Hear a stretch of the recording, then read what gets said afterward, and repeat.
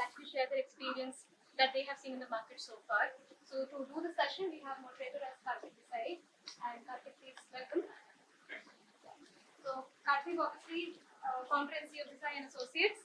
He is considered a pioneer of social finance in India, and he has leadership roles at various impact investing organizations, as well as advisor to multiple funders, donors, corporates, policymakers, and academics. So Kartik, we are pleased to have you here, and welcome again. Thank you.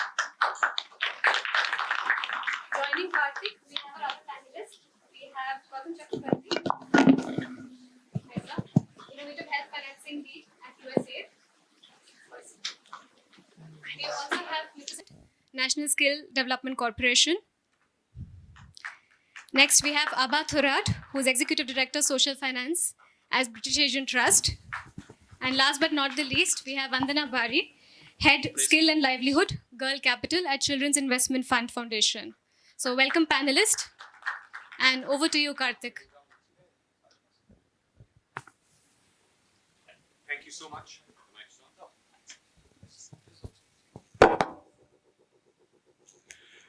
Thank you so much, Pragya, and thanks to all of you for being here. And most of all, thank you so much to the panelists. And we are very fortunate to have a very eminent panel here to discuss pay for success and what has been happening in the market and where can we go from here.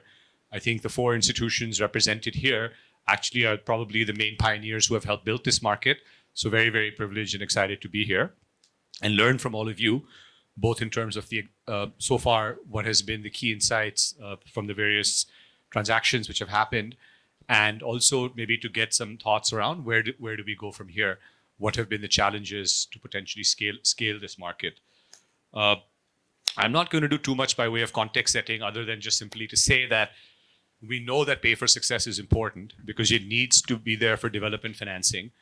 It's a concept that's been around for some time. It's not brand new. Excuse me. A foundation in India may argue that they've always been doing pay for success because they give grants based on milestones. This instrumentation that's been created, particularly in the UK, where it was pioneered by Sir Ronnie Cohen and others, and then expanded to other markets, where you've been able to crowd in third-party risk capital and essentially bring in new capital to fund development. There's been a greater focus on measurement and outcomes, so donors are paying in the case of success, and so forth. But then there have been challenges associated with that, of having to raise the capital twice, of articulating what that impact metric is and how do you price for that, and the time and the cost taken and so forth. But the market clearly has grown and it has excited a lot of people. And the question is, when will this happen and start happening in emerging markets? And the answer is now. Or over the last 5 to 6, 7 years, it has been happening. It started with the Educate Girls DIB, which I think was one of the first earliest ones in India. In parallel, I think USAID has also been doing amazing work in the space in healthcare. There was the Uttrish DIB in the state of Rajasthan, which was also attempted to be made into a SIB, potentially, to see how the government could get involved. And then very significantly, and I know CIFF was, of course, involved in the Educate Girl one, and then very significantly, multi-provider DIBs came into the market, 2 of them. First in education and then in skilling. And I think many of the stakeholders here, including NSTC, Dell Foundation, Dalberg, and others were involved in that. And of course, British Asia Trust is the primary sort of, I would say, the anchor behind these 2. So very curious to hear that perspective. And then on the back of this, these 4 or 5, now I think day after tomorrow, the results of the QEI DIB are going to start to come out. Maybe you can give us a preview of that. So I think the market has clearly expanded. I think second last point I'll mention is that there's now kind of an awareness of a bifurcation in this market between quote unquote blended finance, which was the previous panel, which is how do you enable debt for social enterprises and SMEs, which we should start to differentiate from pay for success, right? And earlier, these are just jargons and concepts in people's minds, but it's starting to become more and more clear to more investors, even to policymakers. So with that in mind, our objective here, I'm just going to list out 3 large discussion points, which are things that I think would be good for us to just focus on throughout the discussion. And for each of the panelists, I've got 2 focused questions. So we'll cover those, relating both to their experience till date and their prognosis on the way forward. And then we will open it up to the audience Q&A, if that's okay with you guys. So there's 3 large discussion questions are these. Key lessons from pay for success transactions completed till date. What are those key lessons? The perspective of the different parties. Different parties may have different lessons. So I'm calling them the arranger, the risk investor, the outcome funder, and the service provider. So that's question one. Question two is, what are really the key challenges and barriers? We all have a different view on them, but what are the challenges beyond regulation, risk perception, structuring costs, timelines, measurement, pricing? Is there anything specifically to do with investor attitudes and risk perception? Let's just be very practical and straightforward here. What are the specific issues on unlocking capital pools? And the third is, now where does the market go from here? What are the investment and structures that seem to be most viable? What will it take to get government involved? Are there any specific policy asks? So these are the sort of three broad questions. So with that, I'd like to just dive in and maybe start first with Abha, to give the perspective from British Asia Trust's extensive experience of being an intermediary ecosystem builder in launching India's first two DIBs. So Abha, could you share with us the experience? What was the relevance for different stakeholders, and what were the key insights and lessons from these two projects? So we have the post-lunch slot, which is usually really hard. So I'm hoping you're awake. If not, I'll try and be nice and controversial to keep you awake all the way through and make life difficult for my fellow panelists and many sector yes-sayers. Hopefully they can throw stones at me from here. To build a market is to criticize it too, is to be open to the fact that things work and things don't. So I'm going to take that perspective. So hopefully that makes your post-lunchtime slot slightly more exciting than it could be otherwise. My name is Abha. I'm the Exec Director at the British Asian Trust Foundation. You'd wonder why we care about impact investment, but we do. Grant is the tool that we use. And what we found over many, many years of work is that grant is one place where innovation doesn't happen. Guys in the impact investment sector talk about innovation all the time. But in grant, you give grant and you have a report at the end and you then sort of think you've made impact. Sometimes you do, sometimes you don't. There is a degree of accountability and fraud, which is there everywhere, whether we like to hear that or not. And we came to it with a curiosity with others in the sector, the Dells, Dalberg, several other folk, to ask whether we could change the paradigm in grant. So that's our starting point. And then ask whether we could bring others who have that kind of intent with us around the table and change the way grant is done. Because grant is king for 80% of the SDGs. If we don't work with grant, we don't actually really do anything about the SDGs. So that's really important, and that's the context of our work. And philosophically, we continue to stay very true to that cause at the Trust. So what do we do to do this? We bring partnerships together. The way we often define it is it's an elephant. The investor thinks it's the trunk, the service provider thinks it's the leg, and somebody else thinks something else. Nobody actually agrees whether that social problem is defined in the same way, or indeed is the same social problem, or wants the same social outcomes. So first we bring groups of people together to define social outcomes together. And then we think with the right people, and Sanjeeva and I worked together through COVID with colleagues at Dalberg, really after we defined a problem, and in this case, the retention of women in jobs, why doesn't it happen? We sit and look at data as to how do you cost it. And then you fund service providers using grant in a way that's focused on outcomes and not focused on input. You allow them to do what they need to do. If they need to pivot their program, they pivot the program. If they need to change their program, they do that. And if that works, you then pay back your investors because they're the guys sitting with the service providers taking that risk. So that's the model, and that's what we've done. The reason we've done multi-stakeholder stuff is because this whole transaction cost stuff, we thought, right, somebody's got to get over it. And the sort of the precursor to platforms are multi-stakeholders. You're trying to solve social challenges. Social challenges are solved in many ways. A multiplicity of approaches are needed. A multiplicity of approaches are used. We also wanted to assess one against the other. Does an education program that works closely with a child, is it always better than one that works at the state level? The cost of working with a child is very high. Government can't adopt it. How do you make a program that works at the state level drive outcomes? Or is it that it doesn't work at all? We wanted to know. In skilling, we wanted to know. We knew people were getting into jobs. We also knew they were dropping out. We wanted to understand what would make them stay in those jobs and how much it would cost, and then give the government the data. So just setting the scene there, Kartik, for what we've learned and what we've been doing, and hopefully I can pick up questions from. Super. No, thank you so much. So let's build on that, and maybe Gautam coming to you. Maybe I know USAID has done so much work in this space, so we could cover a lot, but maybe we can focus on the pay for success experience in the health sector. and really as a risk investor and as an outcome funder. Could you give us a background of the work that USAID has done in the health sector and what have you learned from it? What areas work, what areas don't? Thanks, Kartik.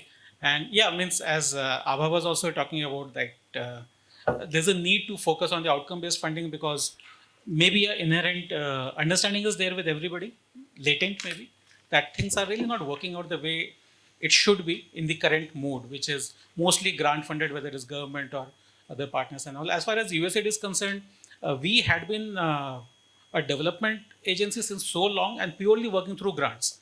So for us, it was really a cultural shift. And nowadays, yes, as Kartik, you mentioned, there are a lot of innovative structures that we are looking at within USAID also. But I'm talking about 2015, late 2015, when this whole idea started, especially in health.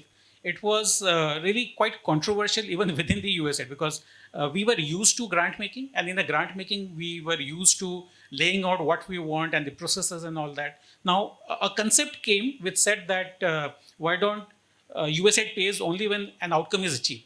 And when we are talking about health sector, I think we were actually taken aback because mostly the outcomes that we would tend to focus on always, even through our grant funding, is actually life saved. But how do you really price a life saved? And life saved is actually so many things coming together. It's just not healthcare intervention, but also education, infrastructure, general awareness, the way society is structured. So how do you maybe penalize or incentivize a partner for having, say, achieved life saved or deaths averted? Maybe there were other factors. So for us, since 2015 till this Utkrish DIB, which was USAID's first DIB, and I think the world's first maternal health DIB. It was USAID's global first. Global first. So USAID actually learned quite a lot from that, especially as when it comes to impact bond. So that 1.5 years, I always say within USAID was a journey of compromises because we as outcome funders started with the metric of life saved. But then we started compromising that maybe, okay, not life saved, but maybe health benefit added. But then that's just a concept. How do you quantify that?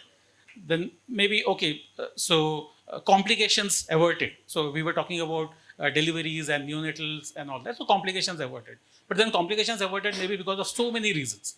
So how do we then fix what is related to people doing some work? So we said, okay, maybe there are certain indicators of quality. But then we found that, okay, why do you measure so many indicators of quality? What if something was achieved, something was not achieved? Do you pay or do you don't pay?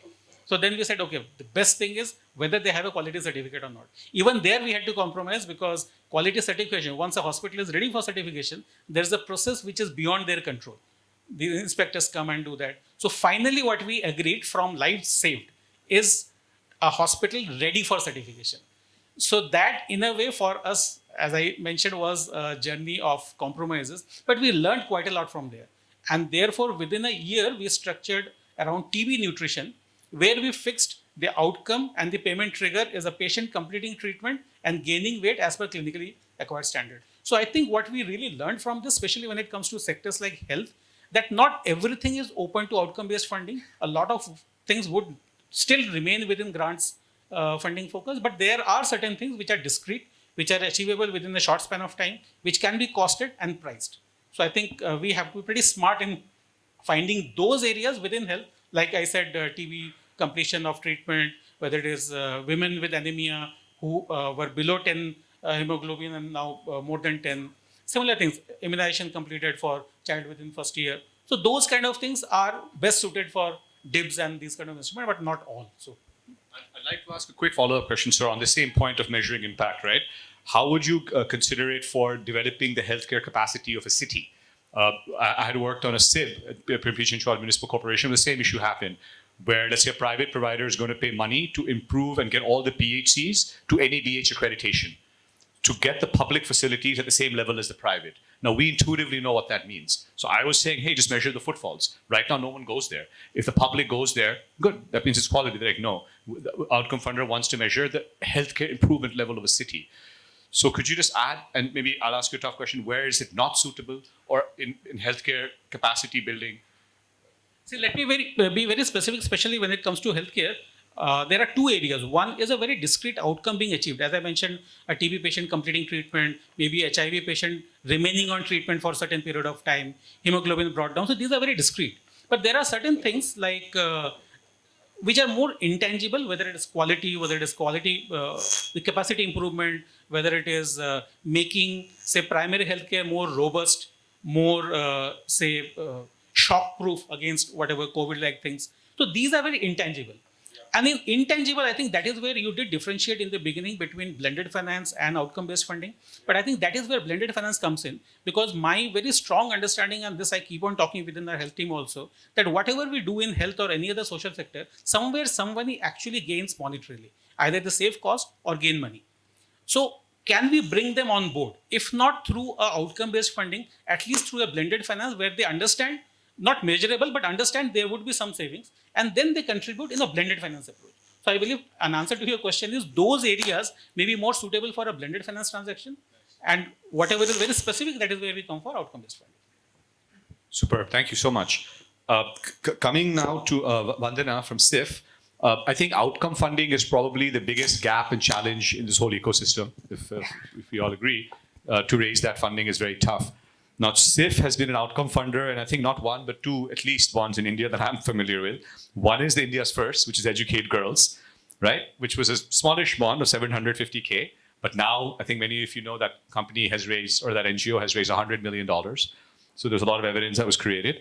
And then as the outcome funder for the Skilling Impact Bond, to putting girls through skilling into good jobs. So can you share with us, Vandana, the perspective of CIFF, and how do you think about outcome funding in education and skilling?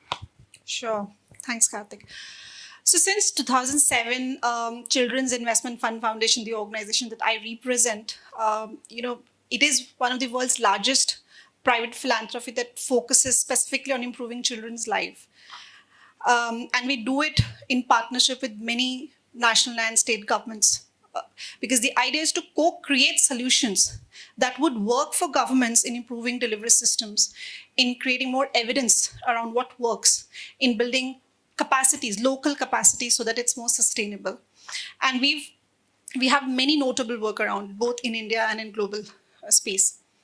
And from the girl capital lens of the portfolio that it's one of the biggest portfolios of CIFF globally, our evidence review suggested that for girls' education, which means keeping girls in school, and technical and vocational education, which means skilling and building agency for girls, works to avoid child marriage, to delay the age of first pregnancy, and to provide more income-generating opportunities for women.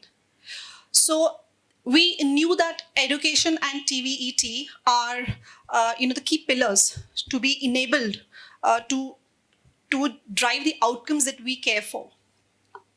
And we work around education, TVET, and other three pillars with governments and design investments around it. But we're very focused on the metrics that we chase. Any intervention on education should lead to averting child marriage, should lead to delay the age of pregnancy for a girl, and should lead a seamless transition from school to work for a woman. But we also know that there are multiple models and solutions, as Abha suggested, that work, to keep girls in school effectively, or to really build a seamless pathway for girls. As an outcome funder, I think, or as a philanthropic partner in this space, our idea is to unpack those solutions and create more evidence and help them either mainstreamed or institutionalized into the government system. Our partnership with Educate Girl, which is India's first education DIB, actually helped create more data and evidence around a solution that worked and could work at scale. $60 is what it costs for someone to identify an out-of-school girl in a remote setting, put her back into school, walk the journey of improving her learning outcomes, and see that she is not married early. So we helped, the partnership, the DIB instrument helped identify the model that was smart, that was scalable, that was systemic, and that was cost effective. And Educate Girl took that model and, it was India's, I think, very few first ever model to be selected as audacious project for funding from global investors. So what we learned from that DIB helped that NGO scale the model to raise funding to the tune of 108 million, what Kartik said, and now aim to bring 40% of India's out of school girls back to schools. Because we now know that 40% of girls live in 5% of India's villages, and we are only targeting those villages and those states.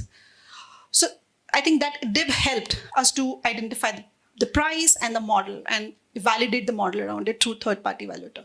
Similarly, in the Skill India Skill Impact Bond, which is addressing our the other lever that I said, building skills and agency can actually build a pathway for a girl, for income generation. We knew that, but how do we make a model which was more cost effective, which was really delivering the outcomes? So when we were designing the DIB in the early years with this consortium, we ensured that a gender lens is prioritized in its designing. The outcome metric is set which is most sustainable for girls, which is 3 months of retention in job and not just the placement. We also worked around with the consortium partners to set a learning agenda for girls, that how would skilling and employment create a longitudinal impact on girls' agency, on her financial autonomy, or her health, or other choices. And so the consortium today has agreed a learning agenda around girls and women. Every girl in the Skill Impact Bond will be tracked for a period of 12 months to help us understand how does skilling attribute to her longer term benefits for a girl and women. And I think we are very happy to be part of this world's largest skilling impact bond, and hoping that having NSTC as a key partner to the DIB will help us mainstream and institutionalize what we learn out of it, both financial as well as the non-financial metrics. So I think from an outcome funder, I see how can such instruments create more data, create more evidence, and help institutionalization. I think that is very central to how we operate. Thanks so much, Vandana. One thing that really strongly comes out of that is the clarity of the goal. That I guess that's one thing we struggle as arrangers sometimes to figure out how do we get outcome funders. But as you said, you guys have a clear goal of avoiding, child marriage, and everything works backwards from there to say how do we help achieve that goal? We want to measure that goal. So what are the targets and the processes that we can put in place? Exactly. And coming finally to Mr. Sanjeeva. Sir, I think outcome funding is critical, but even more critical is the government's participation in this. So I think one of the things that everyone has been so excited to see is that NSTC playing a pioneering role in being involved in the blended finance market. So firstly, thank you for that. But can you share what that experience has been like? What drove the initial interest? What were some of the challenges with risk, with instruments, with regulations, and ultimately your experience with the Skills India Bond as India, the world's premier skilling agency? Very good question. So first of all, I would like to make it clear that NSTC is not government. It's a 51% private and 49% government of India stake. Although by stakeholder, it's a private, but yes, you are right that influence of government is very high with NSTC. Reason being that every year we are getting huge amount of fund for implementing various skill programs, and that's why they are having influence over NSTC. When NSTC was created, its motto is to transform a skill ecosystem by working as a catalyst. And any organization can be catalyst only when it uses various blended instruments. There are various instruments in market, and these instruments can be used effectively only when a right instrument used for right project at right time. If we are having any mismatch, we can't get the actual outcome, what we desire from that instrument. NSTC has been working with various instruments, but yes, majority of evidence was from PMKVY scheme and various other scheme. It's a completely grant program.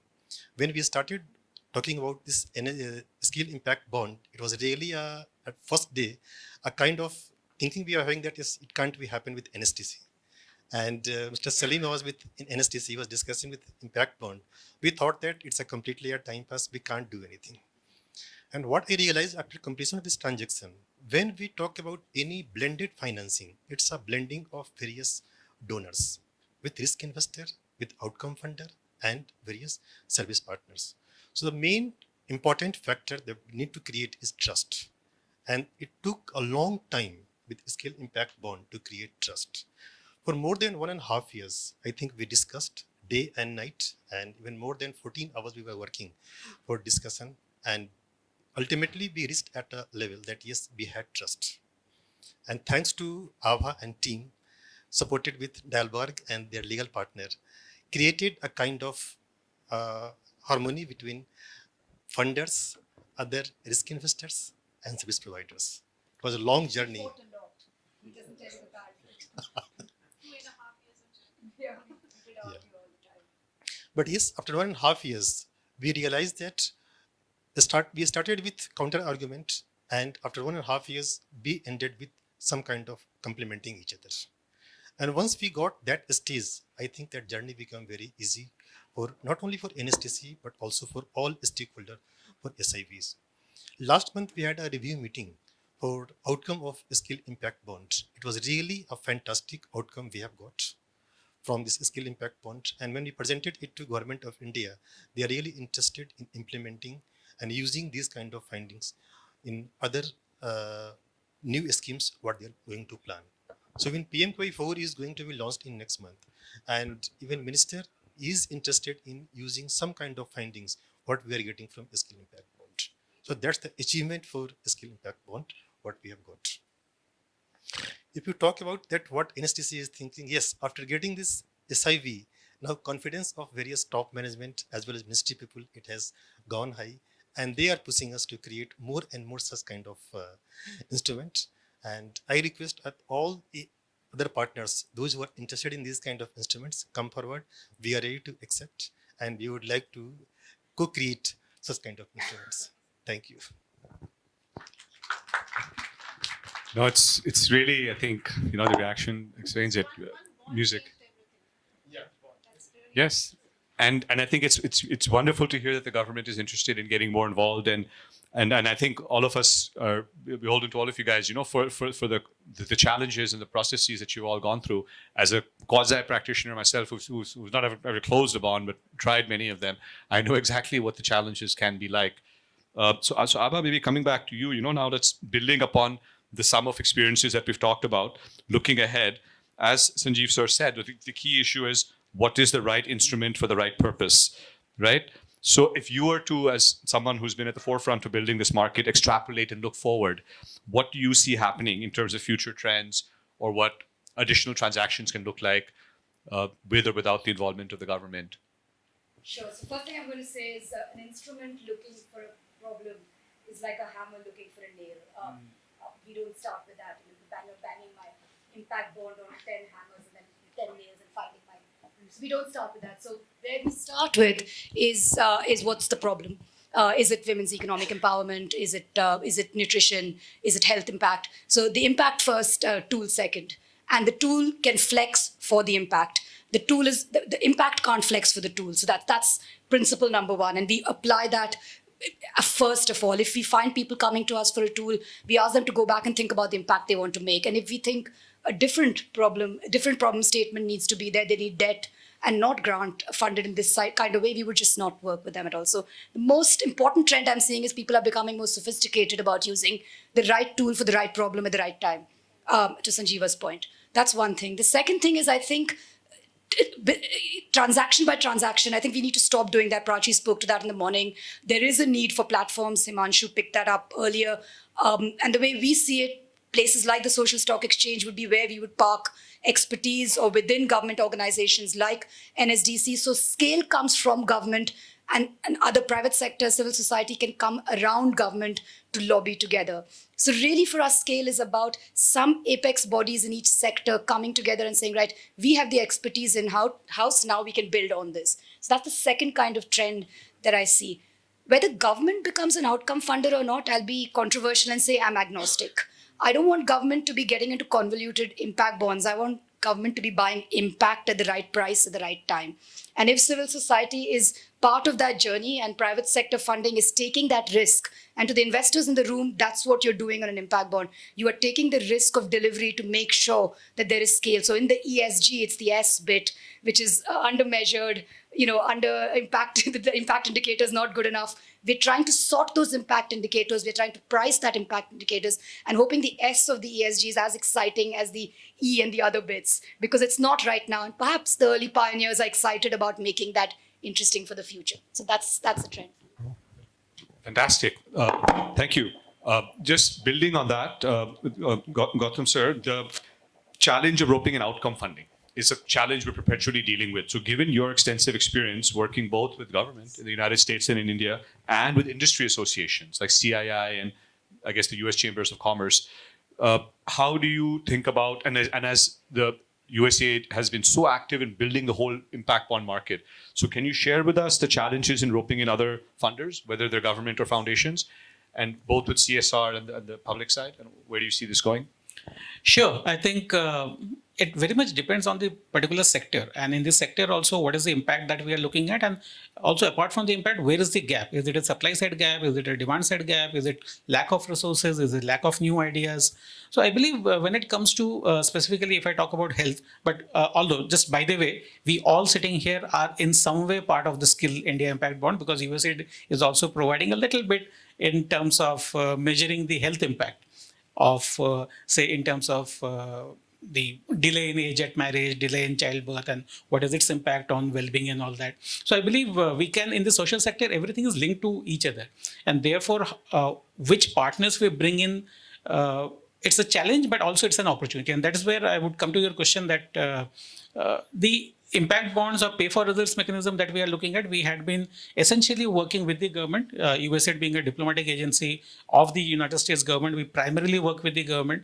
But with the government, what we found out was, yes, there is a lot of interest, but also it depends on what impact that we are choosing. For example, the Utkrish Impact Bond, which focused on quality of care, especially in the private hospitals. Now, that something might be a big no-no in a kind of democratic political system that we have, because if a government is seen as funding private hospitals to gain quality and therefore gain more footfall from insurance, that might not be politically very sellable. But then that is why the Utkrish Impact Bond didn't turn into a SIB. But the other that we chose, the TB, within a year, the MP government has taken it. It has been approved by the government of India, and they are going to scale it up from 1 district to around 12 districts in the state of MP. So it depends what we choose is one part with the government. The other part with the government is, for government, it's a matter of procurement. So government's rules and regulations currently are for procuring goods and services, not for procuring impact. And therefore, they might be interested, but I think that is where these civil society and agencies like us come in to make a learning journey and therefore create templates for the government so that they can also procure impact.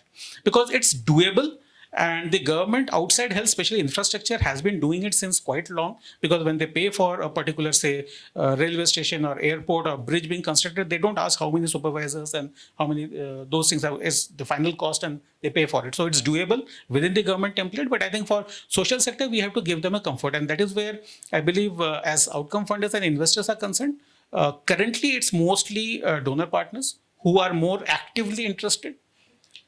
CSR and others are interested, but I believe CSR, the major problem is for the CSR funding, there has to be an audit trail. Now, when you purchase an impact, it is a price for an impact. You don't have an audit trail of how much on salaries, how much on travel, and how much on consumables and all that. So that might be a challenge, but then we can also be creative around that. It can be a hybrid where you begin with certain advances and then a milestone-based payment and things like that. So it's doable. So as I said, first set of people in the room, especially for sectors like health and all, is donor partners, followed by industry, and maybe government is watching, and government is quite active in reforming their procurement rules also. So once we develop a template for procuring impact, that is when we might see them come in. Thanks. Super. I think that's a fabulous word. I think procuring impact. And as you said, the examples are there in infrastructure. How do we do that in the social sector? So Vandana, just taking the same question to you, and given the first part of what you said, which is CIFF, think so carefully about this metric of how to help the girl child. So you are, in a way, procuring for impact as a large foundation. So how do you see now expanding this and getting other foundations to also get involved, or any efforts to pool in other types of capital? Given that right now, and many people look at these industry decks and all, literally it's the only example of an outcome funder as an institution is CIFF. People say, when are other outcome funders or sharing your experiences, lessons like you are over here? Any thoughts on that, of how we can get more outcome funding? Sorry, I'm focused so much on this question because that's what we see really as the gap. Sure. I think we are not the only outcome funder, but yeah, I mean, we are very clear with the sectors or with the outcomes that we care for, and would be very, very interested to support government in achieving those outcomes or creating those evidence. I think our Educate Girl experience has helped us to understand that the philanthropic ecosystem definitely, has a lot of seriousness in investing for outcomes. The Educate Girl initiative, CIFF, was the voice to really position Educate Girl model to the audacious platform and support them with raising $108 million. And we continue to support Educate Girl model and their journey to scale. So as an responsible outcome funder, I think we would continue to support the models that deliver the outcome that we care for. Similarly, in the impact bond partnership, we have our strategic partner, British Asian Trust, who would work very closely with the NSDC team to identify the champions and help mainstream institutionalize the model so that more funding could come in when we do the price discovery and when we do the model discovery. CIFF has also is supporting Go Lab initiative of the Oxford University, where the idea is to consolidate evidence from the global space and create a common knowledge base, including the costs and the benefits of outcome financing in the public health and human capital good. What we hope and what we aim is to create a knowledge learning infrastructure and influence the design of forthcoming of future perspective financing initiatives of government and partners to use outcome financing approaches or pay for success models and share best practices, reduce the transaction costs. And that has been our learning, in being part of the Educate Girl and also the Skill Impact Bond. I think what we need is to share more, to learn from each other's experience so that we could address the systemic challenges of really not scaling up the outcome financing as a way forward. So as a philanthropic partner, we are solving for that and creating a learning hub, which will be available for common good. I want to add some points to that, if you don't mind. Nobody doesn't want to buy impact, right? Every single CSR in our country, every single donor I talk to in my day job, whether I'm selling skills or education, wants to buy impact. So let's start with that. Let's make life easier for them when they want to buy impact. I go to them with a convoluted deck. They can't understand what I'm assessing, buying, selling, pitching. They're going to ask me to bugger off mostly. So if you want your buyer to be in the same place as the impact you're passionate about, make that journey simple for them. Reduce the complications, work in collaborations to look at solutions in terms of learning, but actually get into the head of your buyers. They're as smart, sometimes smarter than you are. And if you spend a lot of time talking at them about the impact you're making without thinking about their own constraints, whether they're procuring, if they're government, or whether they're doing CSR, if they're CSR, or if they're a foundation and have their own outcomes, you are definitely not going to be able to get outcome funding. The journey is a little bit more complex and sophisticated than that, and it's beholden to you to make that sort of humility to do that work. Thank you so much for sharing that. I think both these points need to be reinforced, right? One is on the knowledge exchange, which all of you guys are doing repeatedly. Through the pioneering work that I think all of the institutions over here, what IIC is trying to do through IBFC, Go Labs, all of this, right? So that's so important, and thank you for adding that point about really getting into their heads and that humility of not just being a development person saying, I definitely know what needs to happen. You have to listen to that investor, understand those structures, understand their constraints, and adapt, as you said, the problem comes first, and then figuring out financial structuring to solve that problem. I know we're almost out of time, but to conclude with Sanjeeva, sir, looking again at the way forward, how can other government departments and entities potentially take the kind of role that NSDC has done? Do you see any potential from the new regulations, whether it's the Sustainable Finance Task Force, whether it's the updated regulations on CSR, allowing some of that to come into this kind of space, the stock exchange, or anything else that would suggest that government, building upon your previous point, that they are interested in this? Can you give us some preview, sir, of what that could look like? Good. So post this SIV, what I have realized, it may not be a complete impact of SIV only. So when we go to ministry and asking for some kind of fund, please grant some fund so that we can start new projects. Question is coming from top management or even ministries and officials that you bring certain person or from private parties, then we will grant you that fund. So this concept has already sold and accepted by government bodies that yes, now alone grant can't work. There must be an effort from various bodies that yes, there should be a blending of finance from public and private. So that concept has already accepted by government bodies and that is working in that. And if you ask me that how government bodies should accept this kind of new instruments, so my experience that when we talk to government bodies, first of all, we need to create some proof of concept with data. And when we convince them that yes, there is a proof of concept, there is data for that, I think it becomes a life easier for convincing them and getting some amount of fund from government bodies. Regarding CSR, what I understand that CSR and social stock exchange, that guidelines are evolving and taking its shape. And once guidelines regarding your minimum reporting norm standards, your information repositories, and some accounting norms for social impact measurement, I think once it will take place, then certainly some transparency will be coming. It will be easier for government as well as for private funder to just put money in this kind of project with better transparency. Yes, absolutely. I think that standardization point cannot be underemphasized. I think Mr. Amarjit Singh is here. I saw him on the agenda. And what SEBI has done is just incredible, right? And it's focusing more on NGOs. If you guys are familiar with how the engagements, I see Devang and others here were part of that. It's much more focused on NGOs. Like today, I'm just going to give this example. I cannot ask my friend to say, give a donation to Teach for India or Pratham. You all may know about it in this room, but what is he going to go to Google them? Now there's a ticker for them. TFIN. So a one-page summary of their financials and every small NGO in India. So just creating that standardization and then having a body of auditors who can go and audit that stuff is a very strong starting point. And coming up with words like zero coupon, zero interest bond, which is another word for calling it a grant.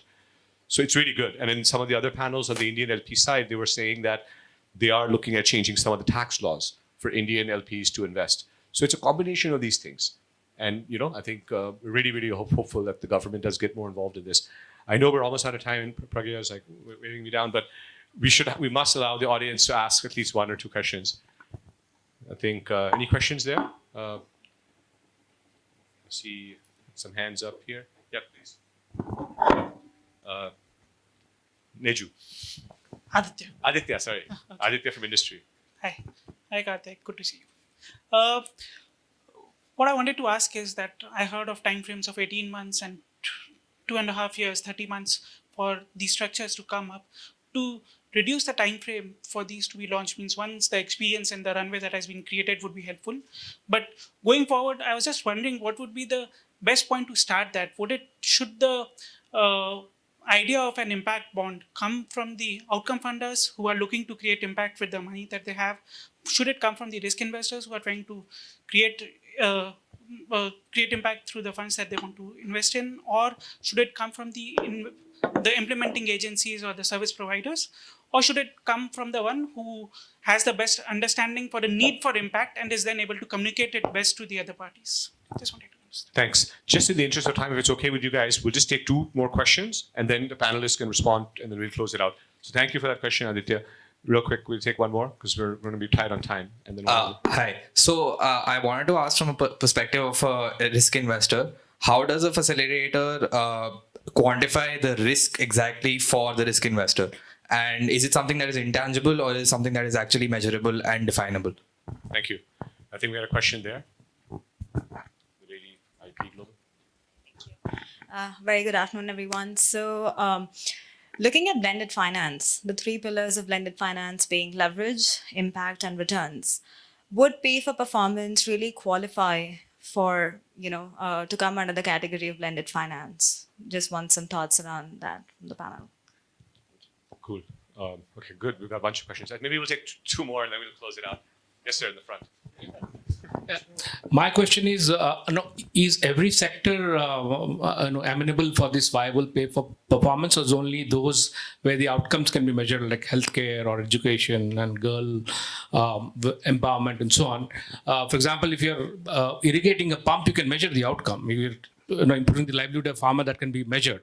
So are those projects also bondable in a way? And I think not to leave you out, sorry, because that gentleman did have his hand up for a long time. Just one last quick one. And then the panelists can respond to, I'm just going to summarize them. Hi, I'm Joseph. I work with Bloom Ventures now, but I worked with an impact investor before. Why not look at points where there's already quite a lot of capital available, right? Which is lenders, and who are lending to clearly measurable things where there's a clear need. I can see in my previous role, I could see a real need for affordable housing finance, and how those housing finance companies never had real access to capital. I could see a pay for performance kind of instrument working there very easily, and it's easy to structure because these are all measured anyway. Similarly, today in electric vehicle financing, we're seeing a similar problem where wholesale debt is not coming in. So why not go to those, essentially subsidized lending, who's on anyway measuring the outcome instead of, sort of creating the whole funnel. Okay, cool. Thank you for that. I think that last question is a pretty important conceptual one which we need to address, which is the distinction between blended finance and pay for success. The first one by Aditya was on who sort of sets the agenda. Is it the outcome funder? Then there was a question around risk calculation. How are we calculating risk premiums? Then two conceptual questions around, the three pillars of blended finance, leverage and the other two. And then the sector relevance. So these are the 5 questions. If any of them, if you guys would like to pick. I'm happy to shoot who should start it. The one was the resilience to see it through, because you need resilience for any social problem. So if you have resilience, you're able to work with a bunch of stakeholders and you want to see it through. That's a more sort of emotional answer. But I suppose the more technical answer would be that if you are a center of expertise, as NSDC or the health ministry are, where you have a set of social problems that have not been met through traditional forms of financing, I think you're a great place to start. You don't have to be any kind of person, and then you can play any role in that. NSDC chose to be an investor, which was atypical. Others might choose other roles. So if you have data that you can use that can then be a bigger answer, I think you're a great place to start. But resilience will go hand in hand with that. But that's the dev sector. On the second, I really liked the question about leverage, impact, and return. There's a lot of impact washing in impact investment. The one thing you can't complain about pay for performance is that it's impact washing. You really do care about impact, and which is you care a little bit too much when you sit with outcome funders and your investors, Abhinav's in the room, will push you right back and say, go away, forget about that girl, I can barely get a boy to come for that skilling program. But it does allow the best brains, the investor, the outcome funder, the service provider, to come together and find the right measurement of impact. And when that magic happens, it is magic. Because at some point, every kind of people coming at it from different perspectives are able to say, okay, this is collective impact for us, and we sign up for this. And I love that moment in a transaction when that does happen. It takes a while, but you do define the sort of genesis of impact that an investor is willing to pay for, an outcome funder thinks is important enough, and people like Sanjeeva are able to financially quantify. And with that, I'm going to hand over the financial question to you. Yeah, this is regarding the question of that how we have measured risk as a risk investor. So see, whenever we measure risk, we need some data and past data, that what's the failure, what's your past percentage. NSTC has a good amount of data for scaling, and post that data, we had two teams. One is Abhinav sitting in this room, and also other team is Dalwar. So they worked on this data, and we have some level of confidence that yes, that level of success we can get that. And this impact bound, we have a scale up mechanism. We are starting with what we can achieve as per our data, and gradually we are going up, and average that is coming as per the requirement of outcome funder. So this entire measurement techniques, if you need to know more about that, I think Avinav and their work team, these are the two experts. They can guide us properly that yes, and it's a completely measured. We have not taken any blind step that yes, this will be risk. It's completely measured, and we have a reset clause after 2 years. If we are not able to perform the delta we have assumed from our base level, then we have a reset clause, and we can take some amendment in our expectation. It's a well measured and quantified. Adding to that, so far I think there are some 300 bonds that have happened globally. So there is enough data around benchmarking of risk premium in each sector. So like your question that has this happened or possible only in education or say skilling? Globally, it has happened across multiple sectors. In Japan, I'm aware they have used impact bond as an instrument to achieve the leverage, impact and return, everything to identify behavior change for quitting smoking, So it could happen for any sector as long as you can measure the metric. So I think that is an instrument to achieve the three outcomes around it. But yeah, when we were designing the skill impact bond, we did benchmark of what risk premium has been given to skilling bonds that have happened globally, and we wanted to be within that range. So maybe going last, and especially from a perspective of a public. So US government is also government and Indian government. So I believe it can be applicable in any sector where, as everybody mentioned, where we can quantify the outcome or quantify the impact. But I would say that we can be very conscious that there are two kinds of things here we are talking about. One is a very discrete measure, as I said, something done, achieved, number of hospitals, number of patients, number of girls coming back to school or whatever. So very discrete measure. The other would be quantification of a opportunity cost. For example, in health, if you do a primary care intervention, your hospitalization rate is expected to come down, and therefore maybe the insurance payout for hospitalization is expected to come down. So quantification of this kind of thing is also very different, but if it is possible, whether it is environment, whether it is agriculture, I think we can structure a pay for performance measure here. Talking of pay for performance, I think most of us here had been talking about impact bonds, but let's remember there are other pay for performance measures also, and that in a way answers the questions of whether the three pillars and whether this is doable in other sectors. See, the three pillars, mostly if you talk of impact bond in the social sector, the pillar of leverage is not there, because whatever is coming in is ultimately paid out. But then that is impact bond. If you look at social success note, it actually triggers more investment, and therefore the third pillar also comes in. And similarly, if we talk of sectors like, say, agriculture, say, livelihoods, there is a revenue stream already inbuilt into the process. So there would be more capital coming in beyond just the grant going in. So I believe it depends, and ultimately, and that is why it becomes a larger blended finance transaction. So if you can leverage around, say, revenue streams, if you can leverage around social success notes, then it is a blended finance. Otherwise, it becomes an impact bond. So I think these are very technical, and I fully agree with Abha. Even within USAID, we don't start with, we have to do an impact bond, we have to do a blended finance. Let's look at the problem. What the problem is. Is it a dearth of capital? So we look at blended structures. Is it an outcome? So we look at whatever pay for results mechanism available and then structure accordingly. But yes, I think broadly, we have to move away from this transaction by transaction retail approach to a broad platform based approach, where we can have one. We already have innovation fund. We already have infrastructure fund created for so many sectors. Why not an impact fund also? And then whoever has an idea can really draw out of that. Thank you. Thank you so much. I'm not going to attempt to summarize all of this, but I think I will, hopefully you'll agree with me that we've heard some amazing insights today, and it does need to be encapsulated. So we will be, preparing minutes, and the recording will be shared on YouTube. And I think just want to end on this point of measurement, right? And you said the relevance of sectors, because we're talking about so many different sectors here. And at the risk of being overly simplistic, right? They say impact can be measured as profit, people, planet, purpose, right? So you measure people, the number of people impacted, the depth of impact, the environmental impact, and purpose as in, is there a stated intent to create impact? But it depends sector to sector. In the West, and including in the UK, it was based on government savings.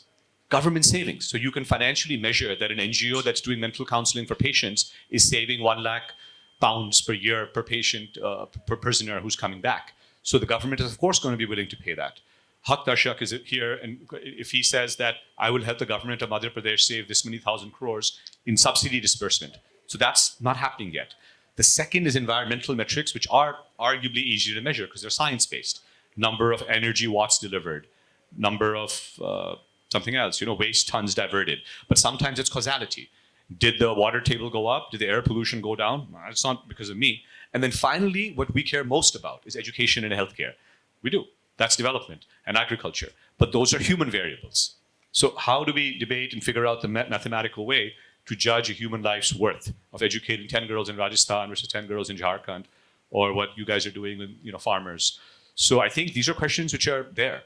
But the cool thing is that these instruments are now starting to come out. And just look at this blended finance track. The previous one talked about what, Joseph, you were reckoning, which is the finance aspect, right? Which is blended finance. Here we're talking about more not-for-profits, which has to be more about pay for success. So it's good that the system is getting bifurcated. Multiple transactions have launched. Data on them is coming. The sheer number of intermediaries and people I can see, Priya in the back from Samhita and various other folks here working on amazing blended finance transactions, IP Global and others. So Dell Foundation. So I think this is an amazing time for all, the sector to, and finally the government fillip, whatever that means, right? That is it CSR laws, is it FCRA, is it tax laws for private equity, venture capital, and the leadership position being taken by certain institutions to advocate for this. So I think it's a very exciting time. Thank you for Prabhav for having a session on this, a whole track on this, inviting all of us. And I hope next year we'll be able to have even more transactions that we can talk about.